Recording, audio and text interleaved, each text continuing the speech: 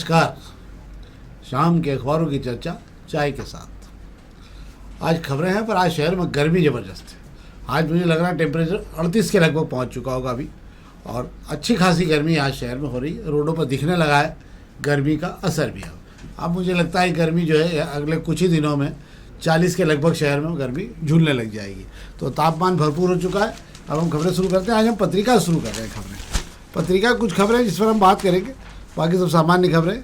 नहीं बढ़ेगा टैक्स, पानी की जांच के लिए बनाई जाएगी हाईटेक लैब। बिल्कुल टैक्स नहीं बढ़ेगा, पक्का कर रखा है क्या? अब मुझे ऐसा लगता है कि पिछले 2 साल में आपने इतना टैक्स बढ़ा दिया है कि तब कौन सा टैक्स बच जाता है क्या जो नहीं बढ़ेगा।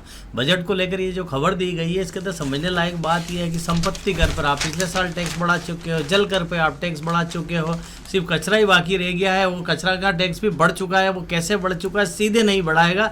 जब आप स्लैब चेंज करते हो, आप स्लैब चेंज करते थे, रेड जोन बदल गया, रेड जोन बदल गया, तो आपका कचरे का जो शुल्क है वो भी बदल गया। तो इस शहर के लोगों से आप सड़ा संपत्ति कर, जल कर और कचरे का टैक्स पहले ही बढ़ा चुके हैं। मुझे नहीं लगता कोई टैक्स बचा हैगा जो बढ़ाना बाकी रह गया है, जिससे नगर निगम का खजाना बढ़ता है। तो नया टैक्स तो बढ़ना नहीं है। जो मेरी जानकारी में एक टैक्स पड़ा 2018 में जिसे पारित किया गया, तो वो है पार्किंग पे, घर जो आपकी पार्किंग और एमओएस पे।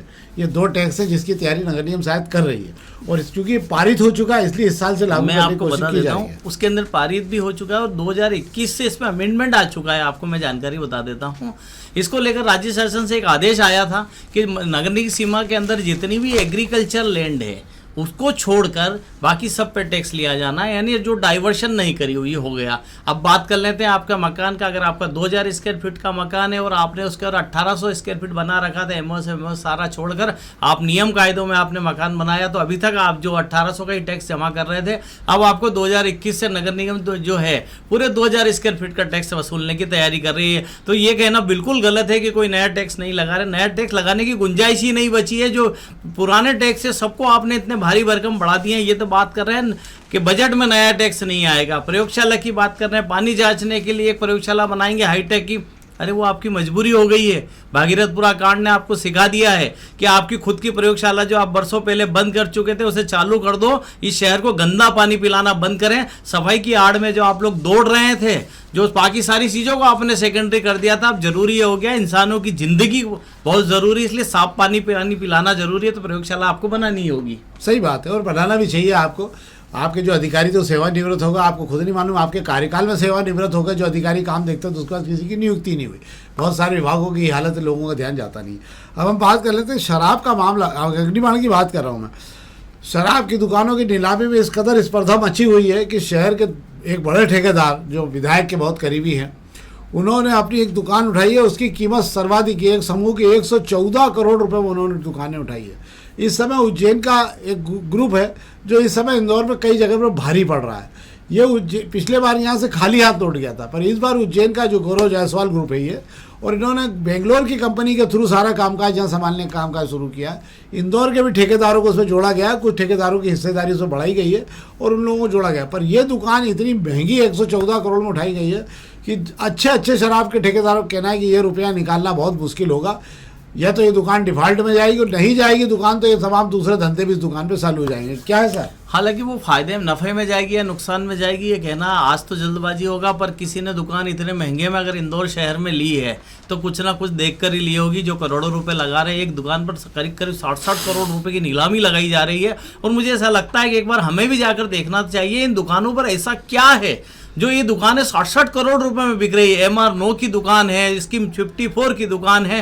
तो उस इलाके में ऐसा क्या है इन दुकानों पर? क्या यहाँ पर की जो शराब मिलती है उसके अंदर क्या सोना चांदी मिला हुआ है, ये समझ में नहीं आता। क्या दूसरी दुकानों पर जो शराब मिल रही है उसमें और इसमें क्या फर्क आ जाता? मुझे लगता है एक बार ये भी समझने की चीज़ है। जब मौका जाकर एक बार, मुझे कहते हैं ना कि एक बार आइए, एक बार घूम कर तो देखिए, तो गुजारिए। तो एक बार घूम कर देखा जा सकता है कि शराब दुकानें इतनी महंगी क्यों बिक रही मध्य प्रदेश में।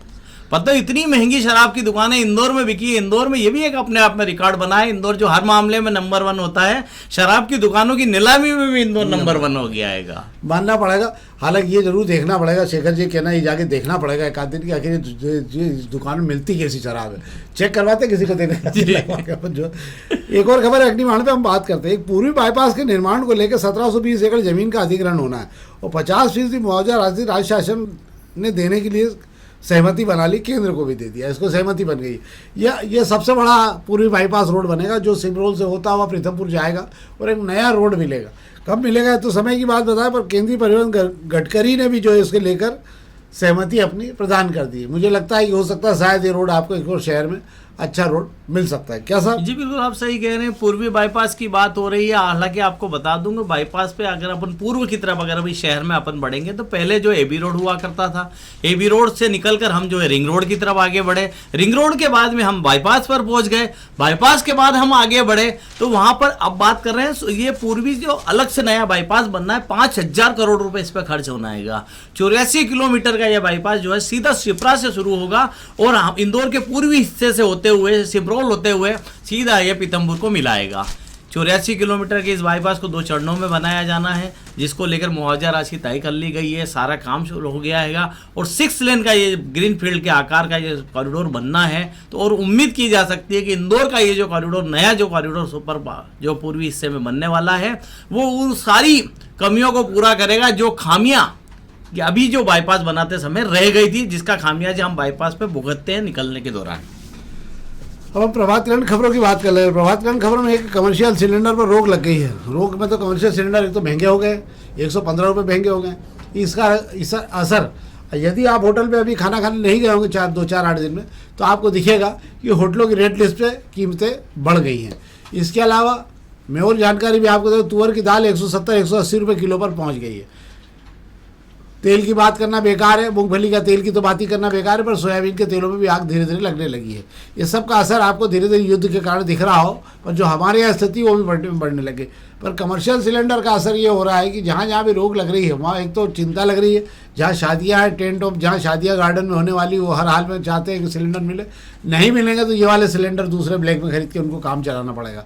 तो कुल मिला की स्थिति ये बन गई है कि सिलेंडरों पर असर प्राकृतिक गैस का दिखने लगा है। और यदि युद्ध 7 दिन और चला तो आपको यह युद्ध घरों में चलते हुए दिखेगा सामान को लाने के लिए। क्या है सर? जी बिल्कुल आप सही कह रहे हैं कि युद्ध की जो आहट है उसका असर जो है दिखने लगा है। बात कर लेते हैं आवास जो घरेलू सिलेंडर है उसकी 25 दिन की बुकिंग जो है केंद्र सरकार ने तय कर दी है। मतलब आज आप बुकिंग करेंगे तो 25 दिन बाद सिलेंडर आपके घर आएगा। और कमर्शियल की तो हालात ऐसे कर दिए हैं कि आज तो रोक ही लगा दी गई है। अब ये रोज तय होगा कि किसको कब छूट मिलेगी, कितने कमर्शियल सिलेंडर जारी किए जाएंगे। हालांकि इसके दायरे से हॉस्टल और अस्पताल को जो है फ्री रखा जा रहा है, पर सीधा असर जो है ठीक है थोड़े दिन आप होटल में खाना खाने नहीं जाएंगे, फर्क नहीं पड़ेगा, पर जिनके घरों में शादियां हैं जो पहले से तय हो चुका हैगा वे सिलेंडर का कहां से इंतजाम करेंगे। सबसे ज़्यादा तकलीफ में वे लोग आए हैं। अभी तक तो सोना ही जो है मुसीबत बना हुआ था, आसमान के भाव छू रहा था, परेशान कर रहा था लोगों के लिए। शादी करना कितना महंगा हो चुका था, अब तो सिलेंडर भी जो आप बात कर रहे हैं कि अब सिलेंडर भी नहीं मिलने वाला हैगा। तो ऐसे में मुझे ऐसा लगता है युद्ध अगर थोड़ा सा और लंबा अगर चल जाता है, हालांकि उसको लेकर जो संभावना जताई जा रही है, एक तरफ ट्रम्प साहब कहते हैं कि हमने युद्ध को रोकने की कोशिश कर ली है, दूसरी तरफ ईरान कहता है कि हमने से तो कोई बात ही नहीं हुई है। तो ये सारी चीज़ उथल पुथल के बीच में वे लोग चिंता में आ गए जिनके परिवार में शादियां हैं, जिनके परिवार में जो है खास आयोजन होने वाले आने वाले समय में। सिलेंडर जो अगर आपके घरेलू सिलेंडर लिए जाएंगे तो 1300 से 1400 रुपये ब्लैक में मिलेगा सिलेंडर। वो 14 किलो का आएगा और वो 18 किलो के लगभग आता है वो सिलेंडर। तो अब आप ये मान के चलिए कि जिनको लेना है उनको तो लेना ही पड़ेंगे, फिर सारे काले ब्लैक धंधे और काला जो भी काला कारोबार है वो होने लग जाएगा। अब हम दोपहर की खबरों की बात कर लेते हैं आपसे। दोपहर की खबरों में पहले पेज की खबरें बात करता हूँ जिस पर आपका ध्यान शायद ये साथ पढ़ने में भी नहीं आई होगी। वेनेजुएला सोने की खदान है। वेनेजुएला जो है जहाँ अमेरिका ने अभी हाल कब्जा किया है और वहाँ के राष्ट्रपति जो थे मादुरो उनको गिरफ्तार करके पत्नी के साथ में अपने यहाँ जेल में डाल दिया है। उन्होंने अपने मोहरे बैठा दिए, जैसा अमेरिका चाहता है जहाँ जहाँ भी सरकारें हों वो मोहरों में चले उसके, और साम्राज्यवाद फैल रहा है। तो वेनेजुएला में जितना सोना था उनका 1000 किलो सोना जो है जो उनके पास सुरक्षित था वेनेजुएला के पास, वो सारा का सारा उठा के अमेरिका ने अपने यहाँ पे रख लिया है। रिफाइनरी में ला के डालना शुरू कर दिया उसको। और वेनेजुएला में जितनी खदानें हैं मिनरल की, आयरन की और सोने की, ये सारी खदानें अब अमेरिका की कंपनियों को दी गई है। ये नए समझौते जो वहाँ बैठ के सरकार कर रही है, मतलब वहाँ अमेरिका से जो समझौता बन के जाता है उस पर वेनेजुएला के राष्ट्रपति साइन कर देते हैं और वहाँ पे काम चालू हो जाता है।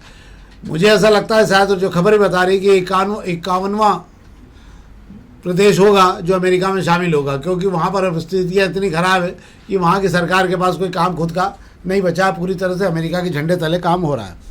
चांदी और सोने की कीमतों में फिर उछाल है। एसबीआई ने एक रिसर्च रिपोर्ट जारी की है। एसबीआई की रिसर्च रिपोर्ट का कहना है कि यदि युद्ध 7 दिन और चला, रिसर्च रिपोर्ट के अनुसार, तो कम से कम 1 से 1.5% तक भारत की विकास दर नीचे आ जाएगी। जो भी 7% का आकलन किया जा रहा है वो 5.5, पौने 6 और 6% के लगभग ही पहुँच पाएगी। 1% विकास दर कम होने का मतलब आप जान लीजिए 1 करोड़ लोगों का रोजगार कम होना, 1 लाख करोड़ का कारोबार कम होना है। इसके अलावा जो विदेशों से, खासकर खाड़ी के देशों से जो लोग हमारे यहाँ विदेशी मुद्रा भेजा करते थे, वो 38% के लगभग हमारे यहाँ आती थी, वो इस बार आना बंद हो गई है। तो विदेशी मुद्रा भंडार पर भी अब इस युद्ध का असर दिखने लगा है। प्राकृतिक गैस का आप देख ही रहे हो, अभी पेट्रोल डीजल पर संकट नहीं है, पर ऐसा लग रहा है कि आने वाले समय में पेट्रोल डीजल पर भी संकट हो जाएगा। एक खबर पर और मैं आपको बता देता हूँ कि ज़मीनों पर आकर सरकार की योजनाएं कैसे मार खा जाती है, ये देखिए आप। शिवराज सिंह चौहान ने एक लाडली लक्ष्मी योजना चालू की थी, जिसमें जो बच्ची कॉलेज पहुंचेगी उस बच्ची को 1,20,000 रुपये के लगभग वहां पर मिलेंगे। 6ठी क्लास की छात्राओं का प्रवेश, जो हालत ये हो गई, 6ठी क्लास की जो छात्राएं हैं जो पहली 5वीं तक वो आधी हो जाती है, 6ठी से 9वीं तक पहुँचते पहुँचते अगले बार वो आधी हो जाती है। कुल 13 लाख से ज़्यादा छात्राएं जो पहली प्रवेश लेती हैं, तो कॉलेज पहुँचने वाली छात्राएँ जो है जिनको ये पैसा मिलना, उनकी संख्या मात्र 22,000 रह जाती है। तो आप परसेंटेज समझ सकते हैं कि केवल 20% लोग, छात्राएं जो है वो इसका लाभ ले पाती है। बाकी सब धीरे धीरे अपनी कॉलेज पढ़ाई से, जीवन की पढ़ाई से ही बाहर होती जाती है। और बहुत सारी छात्राएं ऐसी जिनके बारे में जानकारी भी नहीं है कि क्यों जानकारी, मतलब क्यों छोड़ दिए इन्होंने पढ़ाई और क्यों नहीं छोड़ी, जबकि सरकार का काम एक पता लगाए कि क्यों छोड़ रही है पढ़ाई और क्यों नहीं आगे आ पा रही। सरकार इतनी सुविधा दे रही, फ्री एजुकेशन है, सारी चीज़ें, उसके बाद भी बच्चे आगे पढ़ने क्यों नहीं जा रहे हैं, खासकर लड़कियाँ। क्या साहब? जी बिल्कुल आप सही कह रहे हैं, बड़ा गंभीर विषय हैगा। बात कर लेते हैं शुरू क्या में स्कूल की जहाँ शुरुआत होती है वहाँ पर घर घर पहुँच कर सरकारी शिक्षक इतना तो कर लेते हैं, बच्चों को स्कूल चलो अभियान के तहत ले तो आते हैं, उसके बाद में शिक्षकों को लगता है कि उनकी ड्यूटी खत्म हो गई। सरकार भी अपनी ओर से कोई मुझे लगता कोशिश नहीं करती है। यही वजह रहती है कि जैसे जैसे क्लास बढ़ती जाती है, बच्चे 2-4 साल क्लास स्कूल आते हैं बच्चियाँ, और फिर स्कूल आना बंद कर देती है। कि वे स्कूल क्यों नहीं आ रही है, इसको लेकर मुझे लगता है कि दस्तक देने, घर घर दस्तक देने की ज़रूरत है, उन बच्चों तक पहुंचने की ज़रूरत है, जिस मामले में जो सरकार जो है मुझे लग रहा है कि फेल साबित हो रही है। इस वजह से यही वजह है कि कॉलेज पहुंचने वाली जो लड़कियां हैं, मतलब 52% बच्चे ही पढ़ाई जो छोड़ देती है, आधी से ज़्यादा जो बच्चियां हैं वे पढ़ाई पूरी नहीं कर पा रही है, और कॉलेज पहुँचते पहुँचते तो बच्चों की संख्या बहुत कम हो जाती है। एक और खबर है आपकी जानकारी ले देता हूँ कि जो पोर्टल, संपदा पोर्टल जो चालू हुआ 0.20 वाला, उसके अंदर नई व्यवस्था लगा दी गई कि किसी भी संपत्ति पर किसी भी प्रकार की कोई आपत्ति होगी तो पोर्टल पर अपलोड की जा सकती है। इसका सबसे बड़ा फायदा ये होगा कि जब भी कोई रजिस्ट्री कराने जाएगा तो जिन्होंने आपत्ति लगाई उनको एक मैसेज हो जाएगा कि आप जो है यहाँ पे आपने इस पर प्रॉपर्टी में आपत्ति लगाई, ये इसकी रजिस्ट्री के लिए आवेदन आया हुआ है। एक फ़ायदा ये होगा कि इसमें जो हेरा फेरी और जालसाजी हो जाती है आपत्तियों ख़त्म करके वो अपने आप में समाप्त हो जाएगी। तो ये तो थी खबरें जो हमने आपको बताई। हमारा आपसे आग्रह है इस कार्यक्रम को अधिक से अधिक लाइक करिए और अपने मित्रों तक लिंक जरूर ट्रांसफ़र करिए। और आपके क्षेत्र को ऐसी समस्या हो जिस पर आप चाहते हैं कि बात होनी चाहिए और आपका संदेश आगे तक जाना चाहिए, तो हमें आप भेजिए। हम आपको उस खबर से कोशिश करेंगे कि आपकी समस्या भी हल हो और हम उसको बेहतर तरीके से प्रस्तुत कर सकें। बहुत बहुत धन्यवाद।